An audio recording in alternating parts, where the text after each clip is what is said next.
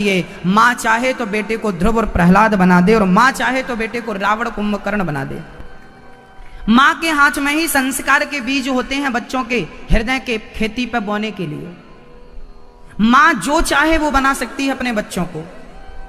इसलिए पुरुषों का काम कम, माताओं का काम ज्यादा। पुरुष घर पे कम रहता है, पुरुषों का भी है तो 50-50 कि पुरुष भी अपने बच्चों को संस्कार दे, माँ भी दे, पर माँ ज्यादा जिम्मेदार रहे बच्चों के प्रति। बच्चों की गलतियां दबाए ना। यदि गलती एक दबाई तो कल दूसरी करके आएगा, क्योंकि उसे पता है कि मां थोड़ी कहेगी किसी से, थोड़ी मारेगी, थोड़ी डांटेगी। आपका अधिक लाड़, अधिक प्यार आपके बच्चों को बिगाड़ देता है। शास्त्र कहते हैं कि पालयेत पंचवर्षाणि, 5 वर्ष तक बच्चे से बड़ा लाड़ प्यार करो। उसके बाद जब बच्चा बड़ा हो जाए, अर्थात 5 साल का पूरा 6वें साल में लग जाए, तो बच्चे को थोड़ा आंख दिखाना शुरू कर दो। क्या दिखाओ? आंख दिखाओ, थोड़ा डांटो, जरूरत पड़े तो गाल पे 2-4 बजाते रहो, नहीं तो बिगड़ जाएंगे। बच्चों की हर जिद पूरी करना ये माँ बाप की सबसे बड़ी गलती है। बच्चों ने मांगा ये दे दिया, बच्चों ने मांगा वो दे दिया ना। आपके पास पैसा है तो बहुत कुछ देंगे, बिगड़ जाएंगे। बच्चों को ये ना लगे कि हमारे मम्मी पापा बहुत अमीर हैं, उनको थोड़ा लगे कि भाई पैसे कहाँ से आ रहे हैं, मेहनत देखे उनको, तब वो पैसों को पहचानेंगे। नहीं उड़ाने में किसका बिगड़ रहा है। इसलिए थोड़ा सा सावधान रहिएगा। अमीरी अच्छी है पर अमीरी का प्रदर्शन अच्छा नहीं है, वो आपके बच्चों पे नुकसानदायक होगा। कहीं बिगड़ ना जाए, थोड़ा बच्चों को संभालिएगा। जो जरूरत है वही दीजिएगा, हर जिद पूरी मत करिएगा। यदि हर जिद पूरी होने लगी तो वो जिद कर करके आपसे बहुत कुछ ले सकते हैं, और आप एक दिन देते देते उन्हें गड्ढे में गिरा सकते हैं। जो उचित है वो तो दीजिए, पर जो अनुचित है वो ना दीजिए।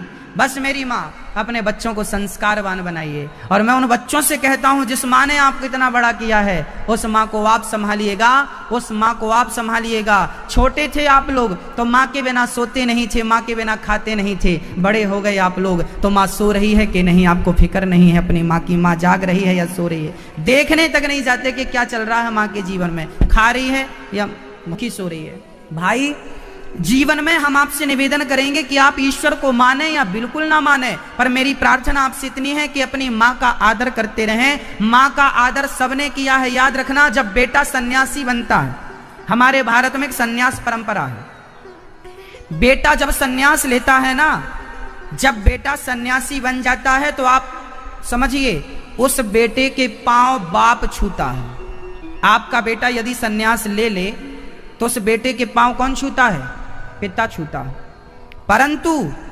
परंतु सन्यास में भी ये विधान है कि बाप बेटे के पांव छू सकता है, सन्यासी बेटे के, पर वहां भी मां बेटे के पांव नहीं छुएगी। वहां भी लिखा है कि तू भले सन्यासी बन जा, तू भले भगवान को पाले, पर तू मां के चरणों में झुकता रहेगा। सन्यासी मां को प्रणाम करके सन्यास के लिए जाता है। इतना ऊंचा स्थान है मां का हमारे शास्त्रों में। मातृ देवो भव पहला सूत्र है। मातृ देवो, मां का स्थान सबसे ऊंचा है। उस मां की आंखों में आंसू नहीं होने चाहिए, उस मां का अनादर अपमान ना होना चाहिए मेरी मां। इसलिए कहता हूं कि अपने अपने मां की सेवा तो करिए ही करिए, अपने अपने मां की सेवा तो करिए ही करिए, परंतु साथ में उन बूढ़ी माओं की सेवा भी करिए जो मां आपकी ओर देख रही है। वृंदावन में आश्रम, वृद्धाश्रम बनने जा रहा है। वो वृद्धाश्रम केवल आप सब भक्तों के सहयोग से बनेगा। आप एक एक ईंट यदि आप सहयोग देंगे तो वो जल्दी इमारत तैयार हो जाएगी, और उन सताई ठुकराई माँ को वहां आश्रय मिल सकेगा। जिनके अपनों ने सताया है, ठुकराया है, उन माओं को वहां सहारा मिलेगा।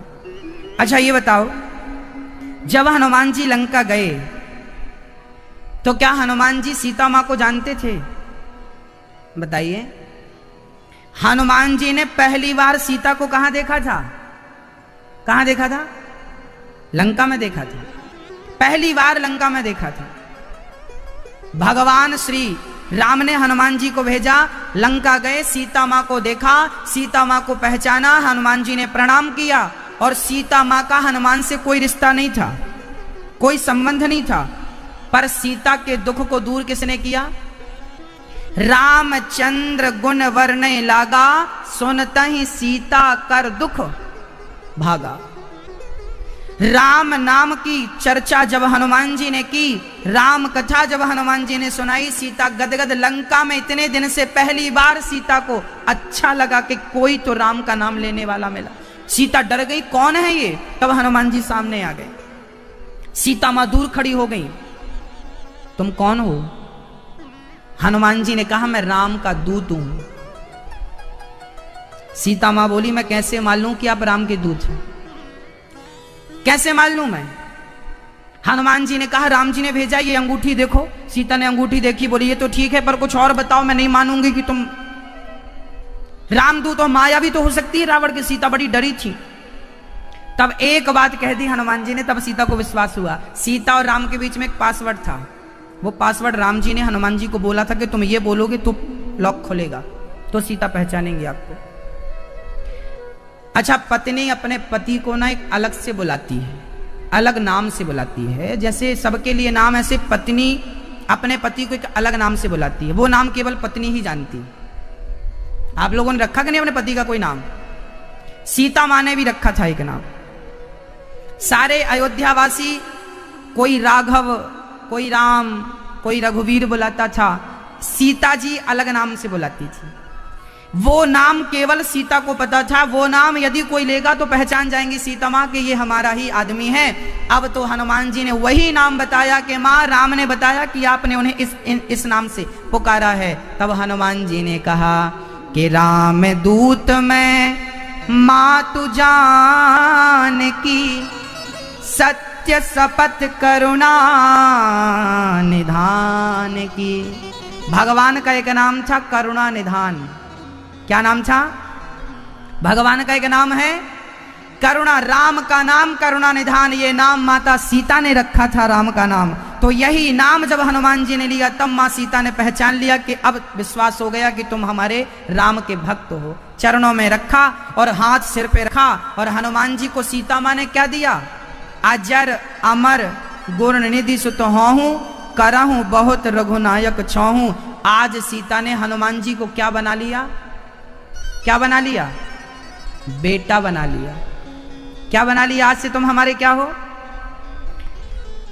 हनुमान जी ने सीता मां का दुख लंका जाकर दूर किया कि नहीं? जबकि उनका कोई ब्लड का संबंध तो नहीं था ना, रिश्ता तो नहीं था ना। ऐसे ही आपका भी रिश्ता नहीं है उन माओं से जो वृंदावन में रहने आएंगी। उन माओं के संबंध रक्त का, खून का रिश्ता तो नहीं है, पर मन का और आत्मा का संबंध तो हो सकता है ना भक्तों। जैसे हनुमान जी ने सीता मां का दुख दूर किया, ऐसे आप भी वृंदावन में जो वृद्ध माताएं रह रही हैं, उन माओं का आप भी सहयोग करके दुख दूर कीजिए। हनुमान जी ने दुख दूर किया तो सीता मां ने क्या दिया उन्हें? अजर अमर। कौन सा वरदान? हनुमान जी को अजर अमर का वरदान किसने दिया था? हनुमान जी को अमरता का वरदान माता सीता ने दिया था। जब माँ की सेवा करता है ना बेटा, तो माँ यही कहती है कि बेटा तू अमर हो जा, अमर हो जा, तेरा यश पूरी दुनिया में गाया जाए। बस मेरे भाई, मेरी माँ, मेरी बहन, उन बूढ़ी माँओं की सेवा करके आप भी अमर हो सकते हैं। हम और आप तो मर जाएंगे, पर वृंदावन में जब तक बूढ़ी माँओं की मेरे जाने के बाद, मेरे मरने के बाद भी वहां पर सेवा चलती रहेगी। याद रखिएगा, मैं एक दिन के लिए वो प्रकल्प खड़ा नहीं कर रहा हूं। मेरे ना रहने के बाद भी वहां मेरी माँओं की सेवा बहुत ठाट बाट से होती रहेगी। हमारे और आपके ना रहने पर भी वहां माएँ रहेंगी, और वो हमारे ना रहने पर भी हमें आशीर्वाद देंगी कि आपका भी, शुकतबा के भक्तों का भी कभी योगदान उस आश्रम तक पहुंचा है, और वहां बूढ़ी माएँ आज आनंद से रह रही हैं। आने वाले युग में आप और हम तो नहीं रहेंगे, आने वाले वर्षों में आप और हम तो नहीं रहेंगे, पर वो इमारत रहेगी जिस इमारत में बूढ़ी माँओं की सेवा होती रहेगी। तो हमारे ना रहने के बाद भी हमारा सहयोग तो रहेगा वहां। तो आप यदि योग्य हैं, मेरी माँ जो टीवी पर देख रहे हैं कथाएं, आपसे प्रार्थना है कि यदि आप इस योग्य हैं तो आप भी उन बूढ़ी माँओं के लिए अपना हाथ जरूर बढ़ाएं, सहयोग के हाथ, सेवा के हाथ। किसी एक माँ को गोद लेकर उन माँओं का बेटा बन जाइए। मात्र 21,000 रुपए देकर आप किसी एक माँ को जीवन भर भोजन दे सकते हैं। 21,000 एक बार में नहीं, बार बार में दे सकते हैं। 1,000 रुपए, 2-2 हजार रुपए महीने करके आपकी सामर्थ्यता मुझे नहीं पता, आपको पता है। यदि सामर्थ्यता नहीं है तो भगवान से कहो कि प्रभु मुझे सामर्थ्यवान बनाओ कि मैं भी माँओं की सेवा कर सकूं, और सामर्थ्यवान हो तो अपने हाथ उठाइए, अपने हाथ बढ़ाइए उन माँओं के लिए। ईश्वर इस सब्जेक्ट को जरूर देखेगा। आपने कितनों का भंडारा किया, कितनों का 56 भोग लगाया। अच्छा, आपने गांव में भंडारा कर दिया, 50,000 1 लाख रुपए लगा दिए, तो बताइए आपके भंडारे की जरूरत क्या थी? आप ना करते तो क्या लोग भूखे मरते? आपके भंडारे की जरूरत नहीं है मेरी माँ, परंतु जरूरत है जहां वहां लगाइए।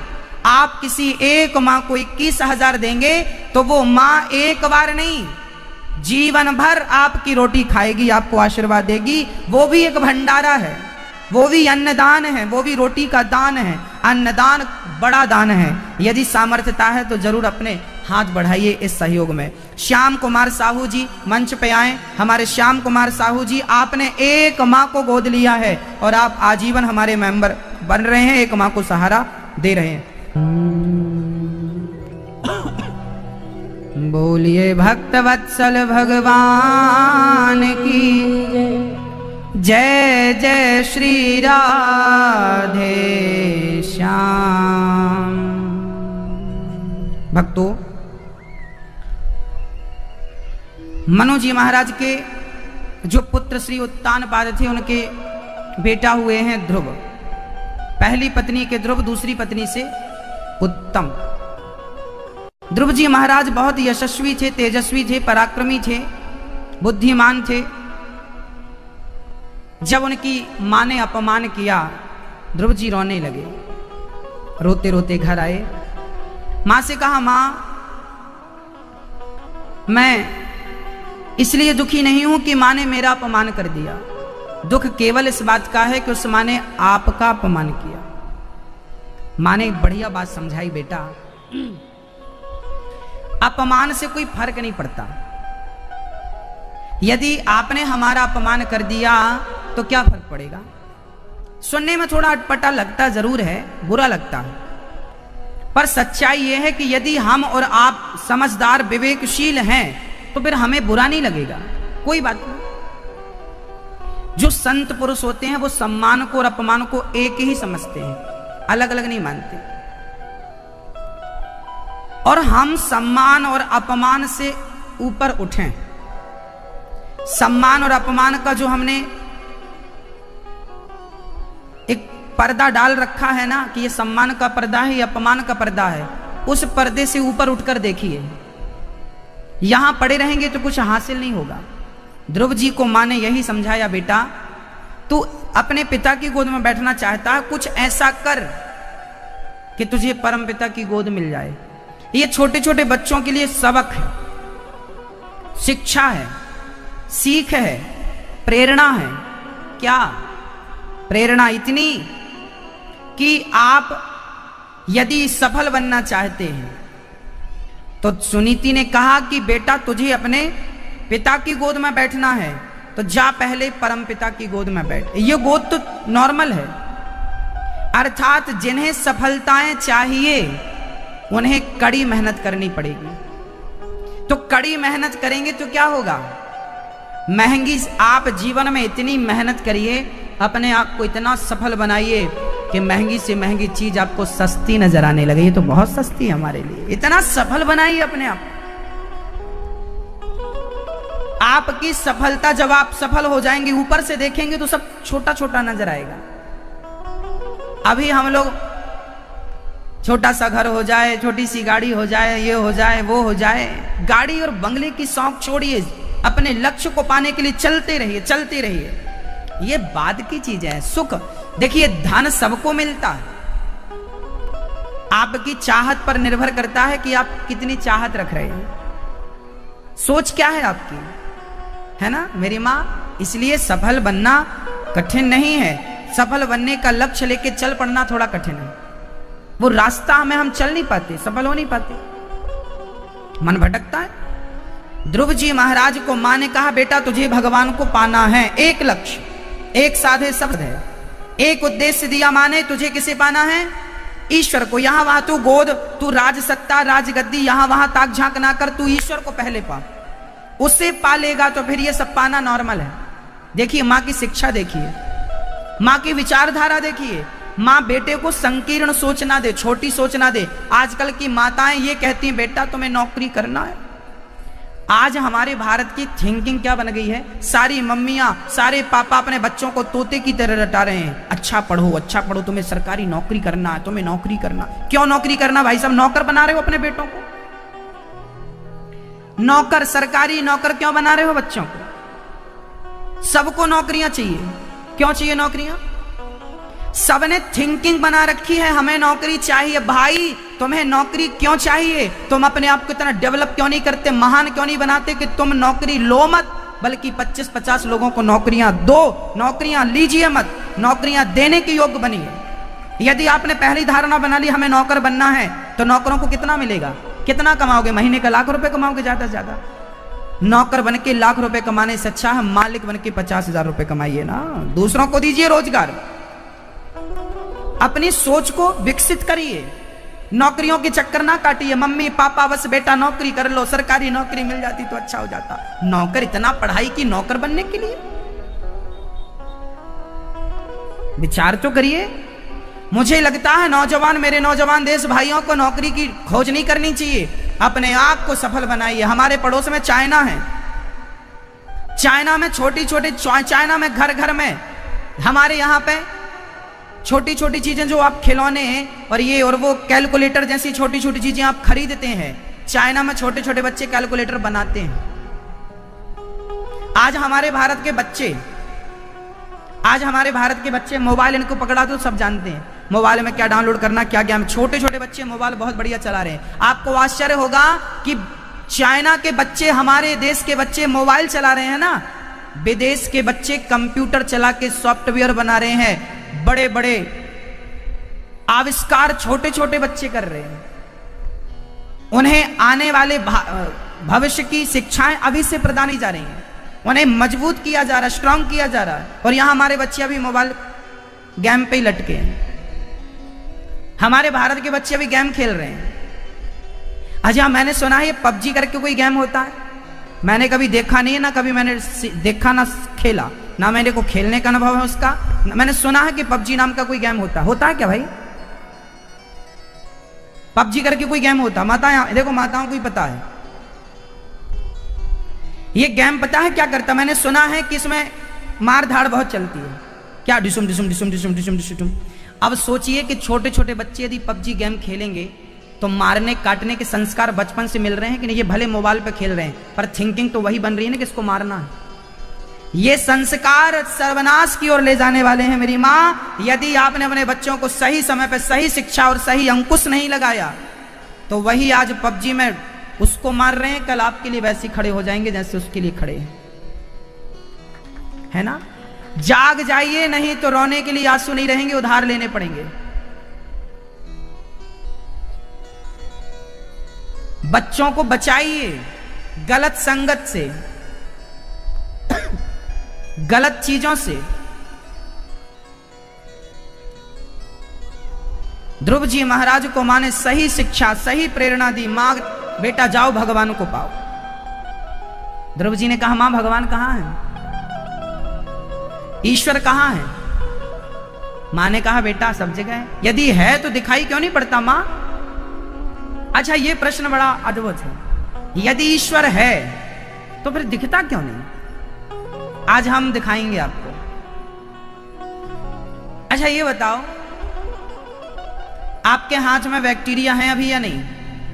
हाँ या ना? हाँ है। आपके हाथ में बैक्टीरिया है, क्या नजर आ रहे हैं किसी को? कैसे नजर आएंगे? क्या इन आंखों से नजर आएंगे? एक यंत्र होता है, माइक्रोस्कोप बोलते हैं उसे, सूक्ष्मदर्शी यंत्र बोलते हैं। एक यंत्र होता है मेरी मां बहन, वो यंत्र से यदि ये देखा जाए ना तो आपके हाथ में आपके आसपास बैक्टीरिया नजर आते हैं। बैक्टीरिया गंदी चीज होती है, गंदा हो बैक्टीरिया।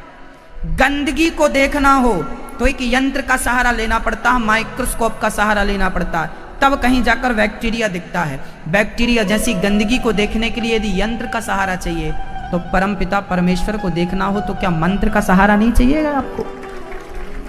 बिना मंत्र के दिखाई पड़ जाएगा, बिना साधना के, बिना भक्ति के ईश्वर को तुम देख लोगे। अरे यंत्र के माध्यम से बैक्टीरिया दिखता है, तो राम नाम के मंत्र के माध्यम से कण कण में परमात्मा नजर आएगा। वो मंत्र जपो, जिस मंत्र को जप कर बंदर भालुओं ने पत्थर फेंका था तो पत्थर पानी पर तैर गए थे, है ना मेरी मां। जैसे एक बार स्वामी विवेकानंद जी विदेश में प्रवचन करके मंच से उतरे ही थे, रास्ते से गुजर रहे थे, तो एक विदेशी इंग्लैंडियन आदमी ने पूछा, स्वामी जी ये तुम्हारा भगवान कहां है, और है तो नजर क्यों नहीं आता। तब स्वामी जी ने कहा, भाई बड़ी भूख लगी है, क्या दूध पिलाएगा तू हमें। कटोरे में भर के दूध लाया, स्वामी जी को दिया। स्वामी जी ने दूध के कटोरे में उंगलियां घुमाई। वो बोला, क्या कर रहे हैं आप। स्वामी जी बोले, मैं इस दूध में घी ढूंढ रहा हूं कि घी कहां। वो बोला, आप पागल हैं क्या। स्वामी जी बोले, क्यों। बोले, दूध में कोई ऐसे थोड़ी घी ढूंढ सकता है, तो कैसे मिलेगा। बोले, दही बनाओ, मंथन करो तब मिलेगा। स्वामी जी बोले, यही तेरे प्रश्न का उत्तर था। जैसे दूध के कण कण में घी होता है, ऐसे सृष्टि के कण कण में ईश्वर होता है। जैसे दूध में घी होता है पर दिखाई नहीं पड़ता, दिखेगा कब, जब मंथन किया जाए। ऐसे कण कण में ईश्वर होता है, दिखाई तब पड़ेगा जब भक्ति किया जाए तो वो प्रकट हो जाएगा। बिना मंथन के संभव नहीं है। बस भक्तों, ईश्वर संदेह का, यदि आप ईश्वर पर डाउट करते हैं, संदेह करते हैं, तो वो संदेह कोई दुनिया में आपका संदेह ठीक नहीं कर सकता, अर्थात आपको संदेह से निकाल नहीं सकता। ईश्वर संदेह का विषय नहीं है, श्रद्धा का विषय है। जो विषय है ही नहीं, आप उस पर विचार करें तो मिलेगा क्या। ईश्वर केवल श्रद्धा का सब्जेक्ट, प्रेम का सब्जेक्ट है, तर्क का, कुतर्क का। स्वामी विवेकानंद जी का नाम भी नरेंद्र था। वो भी बहुत तार्कीय थे, नास्तिक थे स्वामी विवेकानंद जी। पहले जब अपने गुरु के पास पढ़ने गए, गुरु रामकृष्ण परमहंस, तो रामकृष्ण परमहंस से पूछा था स्वामी विवेकानंद जी, क्या आपने ईश्वर को देखा है। तब विश्वास से श्री रामकृष्ण परमहंस ने कहा था, हाँ नरेंद्र, मैंने देखा है, तू भी देखेगा। उस देखने की ललक से स्वामी जी बैठ गए और कड़ी साधना करके रामकृष्ण परमहंस ने ईश्वर का साक्षात्कार करा दिया विवेकानंद को। और जब नरेंद्र का विवेक जागा, तो नरेंद्र से विवेक जागने के कारण नाम पड़ गया विवेकानंद। जो अपने विवेक में आनंद का अनुभव करता है, उसी को विवेकानंद कहते हैं। डाउनलोड हो गया सारा ज्ञान, श्री रामकृष्ण परमहंस जी ने दे दिया। धन्य है, वही विवेकानंद पूरी दुनिया में धर्म का परचम फहराते हैं। ध्रुव जी महाराज घर से निकल पड़े, पिताजी दौड़े दौड़े आए, बेटा मत जाओ मत जाओ, मैं तुम्हें राजा बनाता हूं, 5 गांव का 10 गांव का आधा राज्य ले लो, लालच देने लगे। ईश्वर की प्राप्ति में सबसे बड़ी बाधा है धन। क्या बाधा है। धन। अच्छा, धन छूटता नहीं है। ये धन कब छूटता है। पूरी जिंदगी आदमी धन धन धन धन धन धन धन धन, कब तक। बोले, जब तक निधन नहीं हो जाता।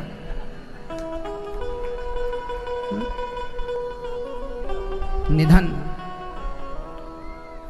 धन के सामने नी लगा दो तो निधन। जब तक निधन नहीं हो जाए तब तक धन की चाहत नहीं जाओ। धन की चाहत नहीं तुम्हें निधन तक पहुंचा दिया, तुम खुद धन बन गए। पूज्य फलाने जी का निधन। अच्छा, आदमी जब मरता है ना तो उसके ऊपर मखाने फेंके जाते हैं, देखा आप लोगों ने। मरे हुए आदमी के मखाने फेंके जाते हैं। क्यों फेंके जाते हैं। मखाने इसलिए फेंके जाते हैं कि देख ले दुनिया, देख लो दुनिया वालों, और वो भी देख ले जो मरा पड़ा है, देख खोल के आंख। तू भी बड़ा फूला फूला घूमता था इसी मखाने की तरह, देख आज तेरे ऊपर मखाना पड़ा है। जैसे इंसान फूला फूला घूमता है, मखाना भी फूला रहता है। हाँ, इसलिए मखाने फेंके जाते हैं। क्यों? क्योंकि तू भी बहुत फूला था, मेरा ये फूला था। मखाना भी फूला रहता है, तो फूले को फूला दिखाते हैं, जैसे कांटे को कांटा निकालता है। तो भी फूला, ये भी फूला है, देख। अच्छा, मरे हुए आदमी के ऊपर ना पैसे भी फेंके जाते हैं, राम नाम सत्य पैसे। आप क्या फेंकते कि नहीं फेंकते?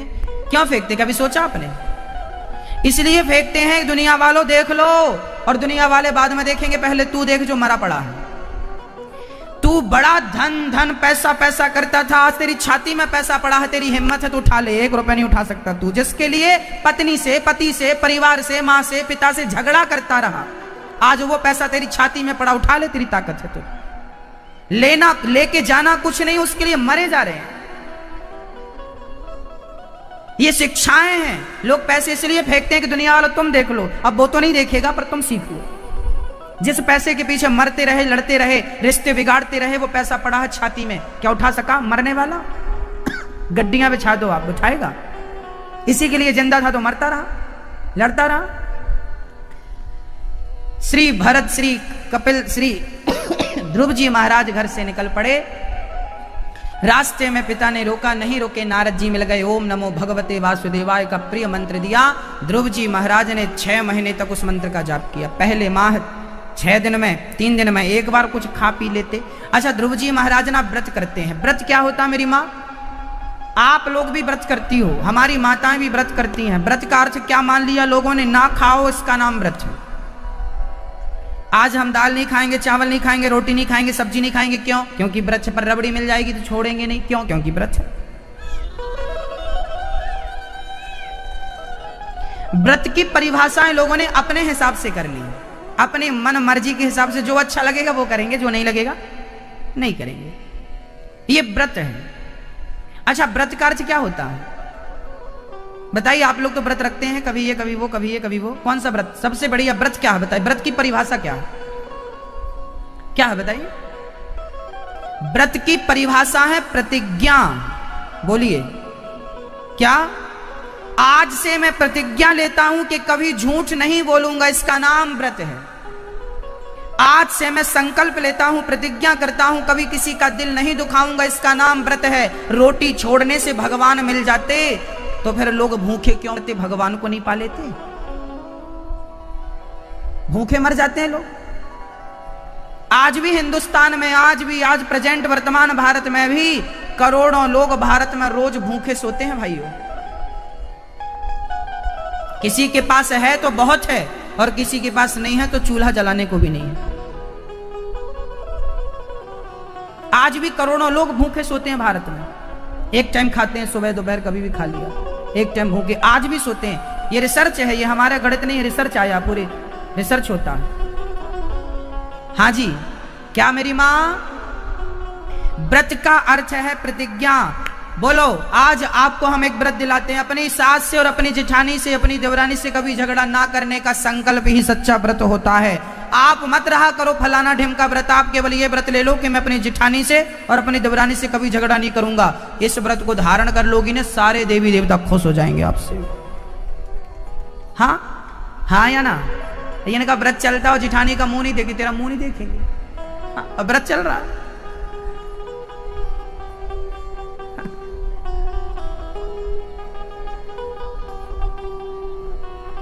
पता नहीं किसे खुश करना है। मैं कह चुका हूं, इंसान में ही भगवान देखा करो। इंसानों को खुश कर ना पाए, तुमसे पत्थर खुश होंगे? हाँ? तुम्हारी जेठानी, तुम्हारी देवरानी, तुम्हारी मां तुमसे खुश नहीं हो पाई तो पत्थर को तुम खुश कर लो। वो बेचारा कुछ बोलता नहीं है, इसलिए उसे सब देते रहते हैं। सास बोलती है तो पानी नहीं मिलता, पत्थर बेचारा साइलेंट है तो सब उसी को देते हैं। लो तुम सब खाओ।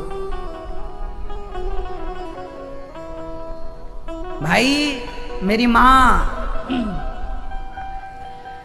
व्रत का अर्थ है प्रतिज्ञा। आओ आज हम एक व्रत लेते हैं। उठाओ हाथ मेरी माएं, उठाओ हाथ सब लोग। कहो, आज से हम अपनी जेठानी से, देवरानी से, सास से, बहू से कभी झगड़ा नहीं करेंगे, कभी किसी को अपशब्द नहीं बोलेंगे, कभी किसी का दिल नहीं दुखाएंगे। आज से हम व्रत लेते हैं कि कभी किसी का दिल नहीं दुखाएंगे। ये व्रत चालू कर दो, यही है सबसे उत्तम व्रत। रोटी छोड़ना, इसे व्रत मान रखा है। शुक्रवार का व्रत रखती हैं हमारी माताएं। शुक्रवार के व्रत में खटाई नहीं खाती। खटाई नहीं खाती ये तो ठीक है, पर उन्हें पता ही नहीं अभी तक कि खटाई कहते किसे हैं। खटाई क्या है बताओ?